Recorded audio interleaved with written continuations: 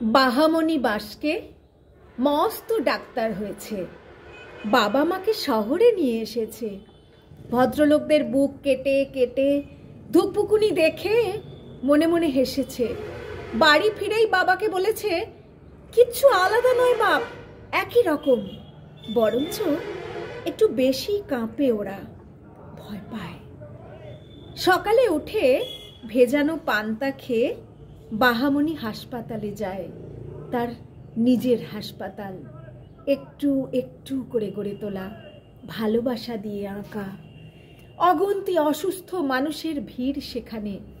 বাহামণি গলায় স্টেথো নিয়ে ছুটে যায় এ ওয়ার্ড থেকে সে ওয়ার্ড। একদিন সন্ধেয় বাড়ি ফেরার সময় হঠাৎ বাহা দেখে তার হাসপাতালের বাইরের ডাস্টবিনে এক প্রাণ, মানুষের প্রাণ। ঘিরে রয়েছে কটা কুকুর।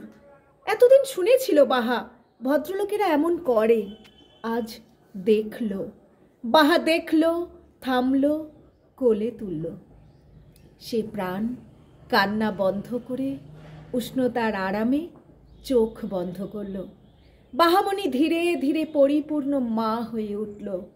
হাসপাতাল যাওয়ার আগে মাছের ঝোল ভাত রাঁধল, সন্তানকে খাইয়ে দিল নিজের হাতে।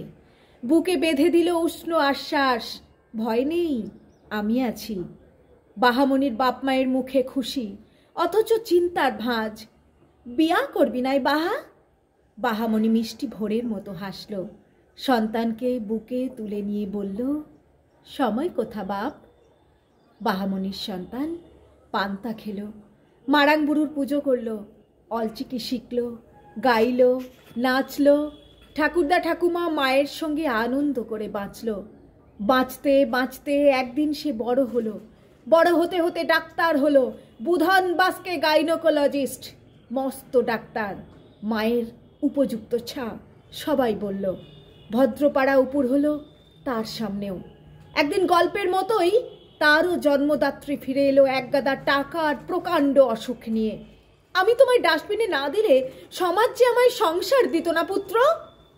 সে বলল, আমি দেখেছিলাম বাহামণি তোমায় বুকে তুলে নিয়ে গেল। আমি তোমার মা, কুন্তির মতো। আমার মা আমার নাম কর্ণ রাখেনি। প্রেসক্রিপশন ছুড়ে দিয়ে চিৎকার করে উঠল বুধন বাসকে, এক সাঁওতাল পরগনা।